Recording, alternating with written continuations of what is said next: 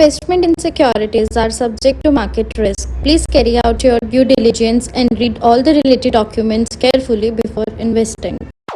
Channel को subscribe करना ना भूलें और हमारे ताज़ा वीडियो सबसे पहले देखने के लिए बेल आइकन को दबाएं।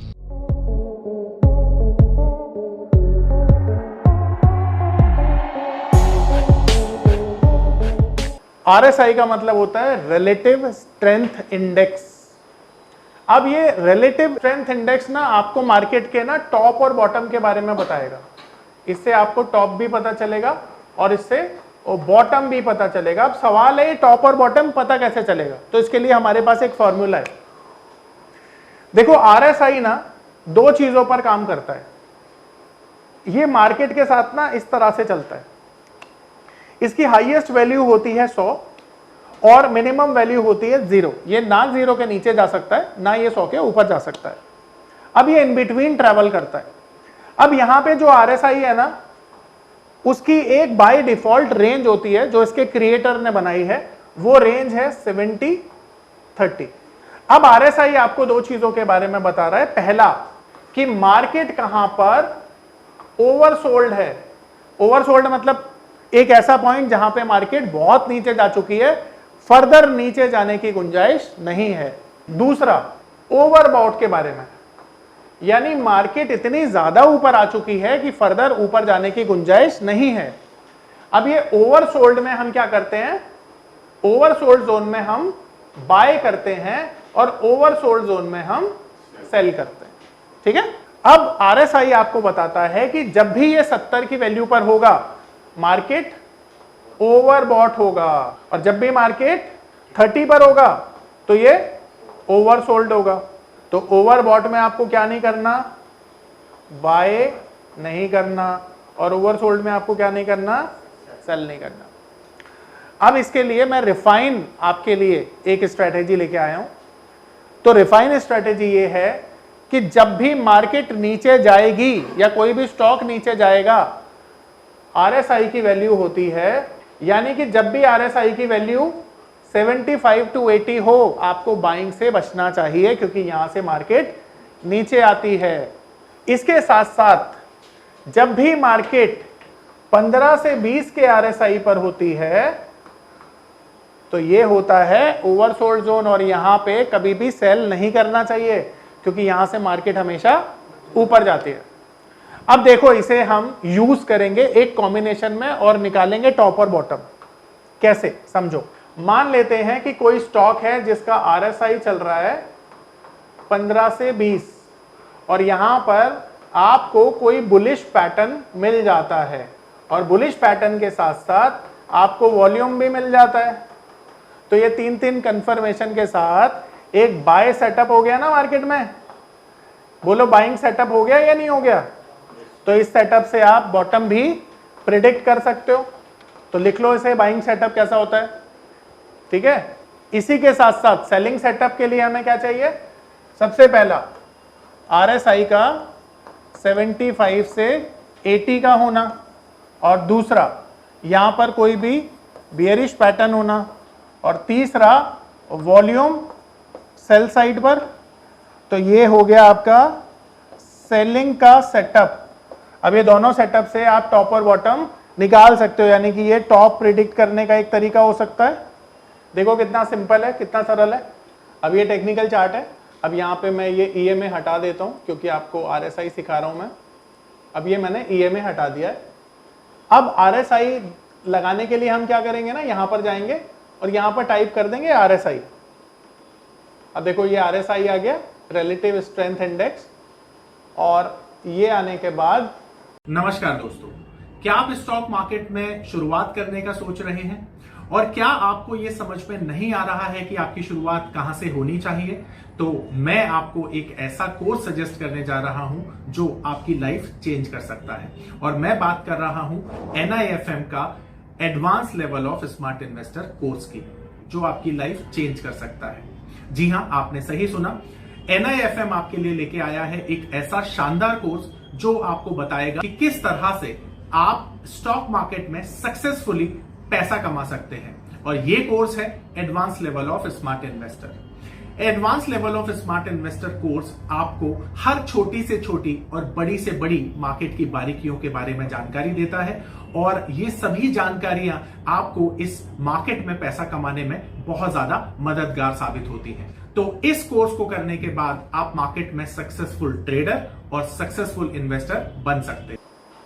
ये वैल्यू आपको नजर आ रही है, देखिए ऊपर की तरफ ये 70 है, नीचे की तरफ 30 है। अब जैसा कि मैंने आपको बताया कि मार्केट में आपको वो लेवल ढूंढने हैं जहां पर मार्केट का आरएसआई ओवरसोल्ड हो जाए या ओवरबॉट हो जाए। तो देखो यहां पर एक बेस्ट क्लासिकल केस हमें मिला है जहां पे आरएसआई की जो वैल्यू है आप देख सकते हो वो 25 के आसपास है, देख पा रहे हो, यहां पे 25 के आसपास है। अब यहां पर आपको एक सेटअप भी मिला है जो बुलिश सेटअप है जिसे आप कहते हैं हैमर पैटर्न। मिल रहा है, सबको समझ में आ रहा है? और हैमर का जहां पर कंफर्मेशन हुआ है आप देख सकते हो यहां पर इस कैंडल पे वॉल्यूम भी अच्छा है जो कंफर्मेशन कैंडल है। अब मैं इसे आपको ड्रॉ करके दिखाऊंगा ताकि और अच्छे से आप समझ पाओ। देखो सबसे पहला यहां पर आरएसआई है 24 का जो कि है अच्छा खासा ओवरसोल्ड जोन। अब केवल 24 के आरएसआई को देखकर मैं ट्रेड नहीं करूंगा, उसके साथ मुझे कंफर्मेशन चाहिए वॉल्यूम का भी और पैटर्न का भी। तो यहां पर ये हैमर पैटर्न का कंफर्मेशन आया और जिस कैंडल पे कंफर्मेशन आया उस पर वॉल्यूम भी एवरेज लाइन के ऊपर टच कर रहा है और उसके ऊपर निकल गया है। अब ये तीन कंफर्मेशन के साथ जब आपने ट्रेड लिया तो मार्केट कहां गया? ऊपर चला गया। यही चीज मैंने आपको सिखाई है कि बेस्ट सेटअप कैसे आइडेंटिफाई करते हैं और यहां पर मैं आपको दिखा भी रहा हूं। बोलो समझ में आया नहीं आया? आसान है। अब मैं दिखाता हूं सेलिंग का सेटअप। देखो कितना बढ़िया सेटअप मिला सेलिंग का भी। अब यहां पर आप देखो तो देखो यहां पर आ जाओ, इस कैंडल पे आ जाओ, ठीक है। अब यहां पे आरएसआई देखो कितना है 73, ठीक है 73 का आरएसआई है और यहां पर ये डोजी का कंफर्मेशन इस कैंडल पे आया है, ठीक है इस कैंडल पे। अब यहां पर ये जो कैंडल का कंफर्मेशन आया है, ऑल्दो देखो यहां पे वॉल्यूम थोड़ा सा कम है पर आगे बढ़ा है तो इसे भी छोड़ दो। अगर आप नए हो तो शायद इस ट्रेड को लेने में आपको थोड़ी तकलीफ हो सकती है। हाँ अब देखो यहाँ पे एक अच्छा एक केस हमें मिला है। तो यहाँ पर देखो मार्केट का जो आरएसआई है आप देखो कितना है 75 है, ठीक है ये 75 का आरएसआई है और यहाँ पे हमें जो पैटर्न मिला है इस पैटर्न का नाम क्या है? Hanging man. Hanging man pattern का कंफर्मेशन आया है यहाँ पर और फिर इसके बाद आप देखो मार्केट नीचे गई है और टारगेट भी आ गया है यहाँ पे 1:2 का टारगेट आ गया है। पर यहाँ पे अगेन एक वॉल्यूम आपके लिए परेशानी बन सकता था क्योंकि यहाँ पे कंफर्मेशन कैंडल पे वॉल्यूम नहीं है, ठीक है तो इसे एक्सपीरियंस के साथ ही ट्रेड किया जा सकता था। तो तीन कंफर्मेशन जहाँ पे आएंगे वहाँ पे मैं आपको दिखाऊंगा और यहाँ पे तीन कंफर्मेशन हमें मिल चुके हैं।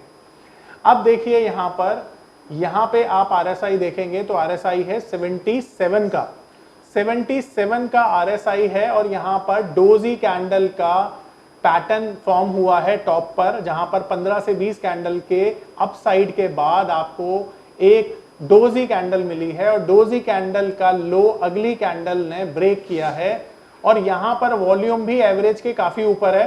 तो ये ट्रेड यहां पर आप ले सकते थे क्योंकि यहां पर तीनों कंफर्मेशन एक साथ आई हैं और इसके बाद आप देखोगे कि मार्केट जो है वो नीचे आ गया है ना। हाँ पुट साइड वाला ट्रेड था ये या सेल साइड वाला, ठीक है। तो ये तीनों जो कंफर्मेशन है वो एक साथ आई और यहां पर ये ट्रेड बना। तो यहां पर आप देख सकते हो जो आरएसआई है वो 77 का है, वॉल्यूम बहुत अच्छा है, डोजी का कंफर्मेशन आया और यहां पर मार्केट नीचे गया। तो तीनों कंफर्मेशन के साथ ये ट्रेड बना और मार्केट नीचे आया। अब यहां किसी का कोई डाउट है, सवाल है, पूछ सकते हो। ये पावर ऑफ नंबर थ्योरी इतनी बेहतरीन थ्योरी है कि इसे करने के बाद आप एक अलग अनुभव करेंगे और आपको लगेगा कि शायद इसी चीज की आपको तलाश थी। बहुत सालों की ट्रेडिंग के बाद, इन्वेस्टिंग के बाद आपको शायद ऐसे प्रोडक्ट की जरूरत थी जो मार्केट में आपको वो कॉन्फिडेंस दे पाए, जिस कॉन्फिडेंस के साथ आप रोज पैसा कमा पाए और जितना आप चाहें उतना पैसा कमा पाए।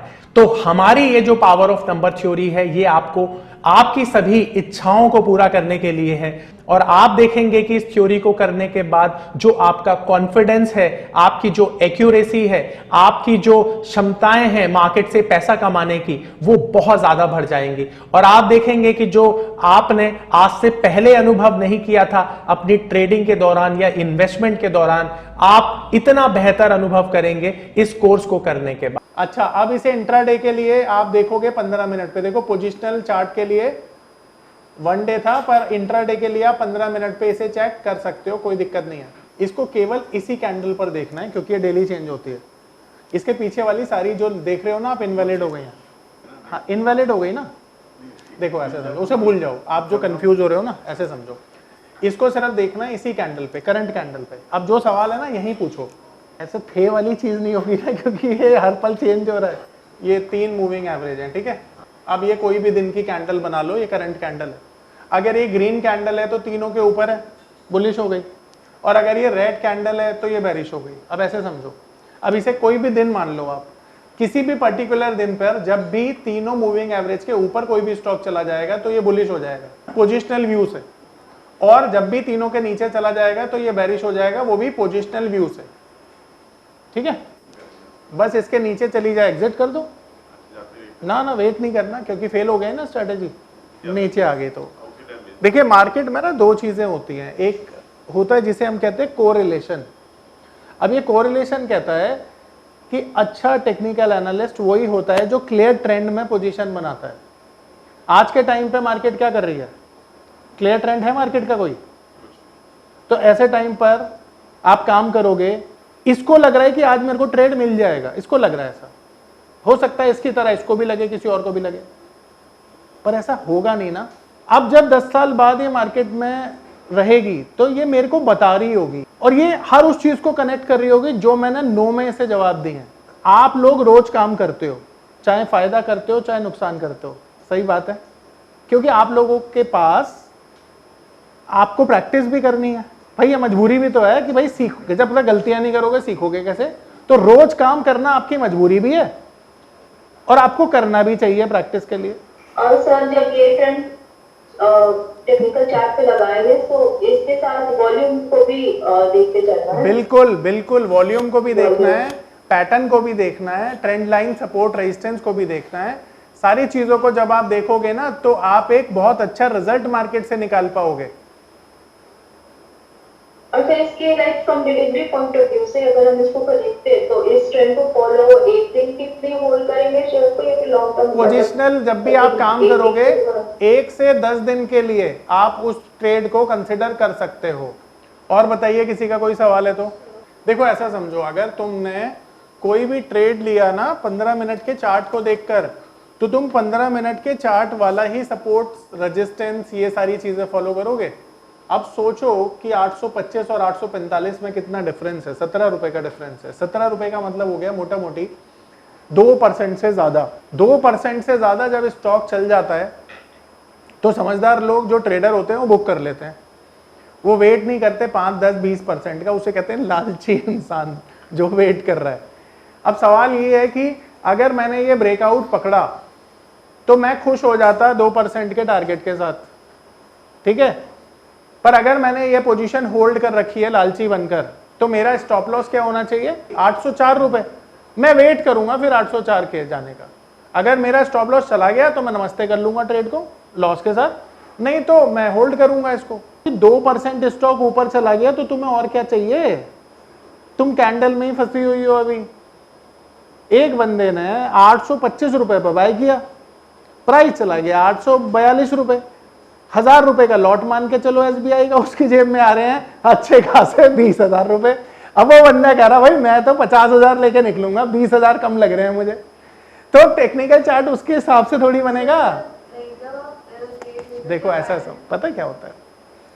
चलो मैं आज ना टेक्निकल की एक ऐसी बातें बताऊंगा, तुम सब डिसहार्टेंड हो जाओगे। तुम्हें क्या लगता है कि ये टेक्निकल चार्ट जीवन में कभी तुम्हें काम आएंगे? मुझे कोई ऐसा इंजीनियर दिखा दो जिसने इंजीनियरिंग की पढ़ाई अपने जॉब में अप्लाई करी हो। मुझे कोई ऐसा व्यक्ति दिखा दो जिसने 12वीं तक की पढ़ाई अपने जीवन में किसी भी पॉइंट इन टाइम अप्लाई की हो, टीचिंग को छोड़ देना। तुम ना जीवन के सार को समझ ही नहीं पा रहे हो। ये सिर्फ एक प्लेटफॉर्म है। प्लेटफॉर्म जैसे 12वीं तक की पढ़ाई से तुम डिसाइड करते हो आगे क्या करोगे, इंजीनियरिंग करके तुम अपनी जॉब क्राइटेरिया सेट करते हो।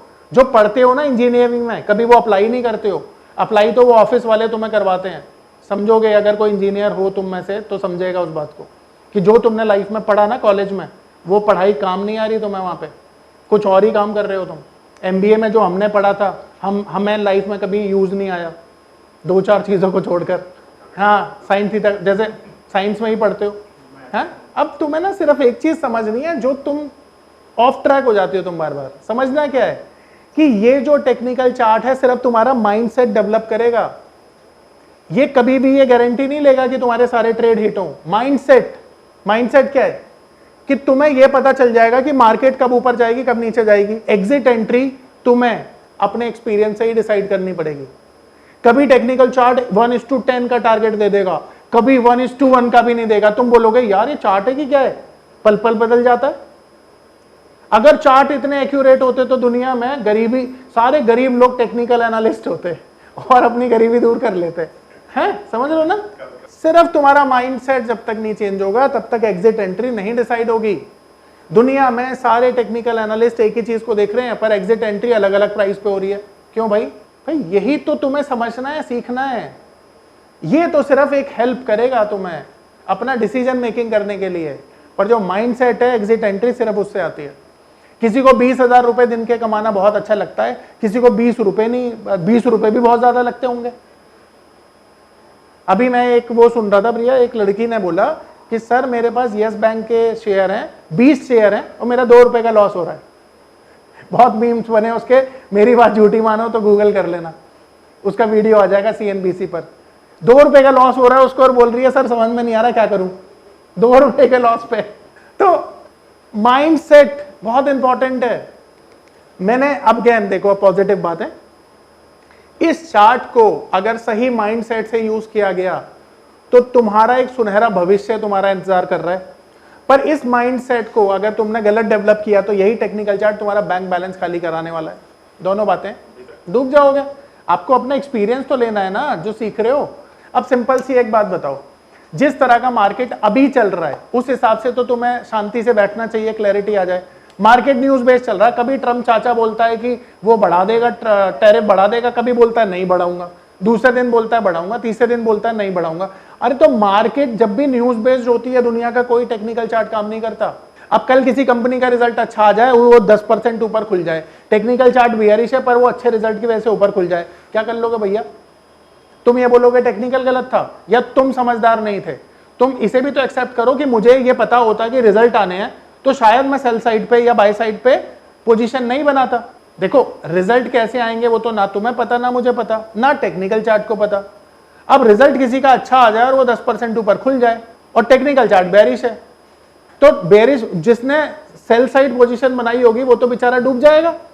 पर अगर उसे ये पता हो कि भाई रिजल्ट जब आते हैं ना कंपनी के तो कंपनी का टेक्निकल चार्ट फेल हो जाता है, जो मैं तुम्हें सिखा रहा हूं, बता रहा हूं, जब भी कोई न्यूज आएगी मार्केट में ये टेक्निकल चार्ट फेल हो जाएगा। अब बताओ तुम गलतियां करोगे या नहीं करोगे? अब गलतियां कम करोगे क्योंकि उन दिनों तुम काम ही नहीं करोगे। तो ये सारी चीजों का कॉम्बिनेशन होता है। इसीलिए मैं कहता हूं सिर्फ एक चीज को देखकर डिसीजन नहीं ले सकते, मल्टीपल कंफर्मेशन, तब डिसीजन लोगे। चलो आगे चलते हैं। अगर मैं यहां पर देखूं तो फरवरी के अराउंड मार्केट जो थी वो 22,000 पे थी। 22,000 का निफ्टी 19 के पी मल्टीपल पे काम कर रहा है, यानी कि मार्केट बहुत सस्ता है। जब मार्केट बहुत सस्ता होता है ना तो कोई भी शेयर खरीद लो चलता ही है, क्योंकि जब मार्केट रिकवर होगा तो अच्छे शेयर पहले रिकवर होते हैं। देखना समझना जो मैं सिखाना चाह रहा हूं। अब यहां पर निफ्टी 22,000 है और 22,000 के निफ्टी पर मुझे SBI मिल रहा है 680 रुपए का। भाई अगर मुझे बैंकिंग में जाना है तो SBI से अच्छा कोई शेयर हो नहीं सकता प्राइवेट पब्लिक सेक्टर बैंक में, और प्राइवेट में HDFC बैंक। तो अगर मुझे SBI अच्छा लगता है वैल्यूएशन वाइज तो मैं SBI को यहां पर खरीदता, और मैं खरीदता तो SBI ने तकरीबन 850 का भाव दिखा दिया उसके बाद, और ज्यादा टाइम नहीं लगा, केवल 4 महीने। अब ये समझो परसेंटेज में समझना, 680 का शेयर हो गया 850 का, यानी परसेंटेज टर्म में हो गया लगभग 30% का रिटर्न 4 महीने में मिल गया। अब यहां पर मुझे पैटर्न भी मिल रहा है, वॉल्यूम भी मिल रहा है, कंफर्मेशन भी मिल रहा है। तो अब मुझे ट्रेड 850 पे बनाना चाहिए या 680 पे बनाना चाहिए जब मार्केट सस्ती है, वैल्यूएशन चीप है। तो गलतियां कहां पे ज्यादा होंगी? अब 30% चला हुआ स्टॉक अगर मार्केट 10% नीचे आ गई दोबारा, तो वो स्टॉक भी तो 10% नीचे आ जाएगा। तो टेक्निकल चार्ट कहां पे ज्यादा सपोर्टिव है? जहां पर मार्केट की वैल्यूएशन ज्यादा अट्रैक्टिव है। तो अगर अट्रैक्टिव मार्केट में टेक्निकल चार्ट का यूज करोगे तो ज्यादा पैसा बनेगा। आ रही मेरी बात समझ में? देखो कितना सिंपल है, इसी को एक्सपीरियंस कहते हैं।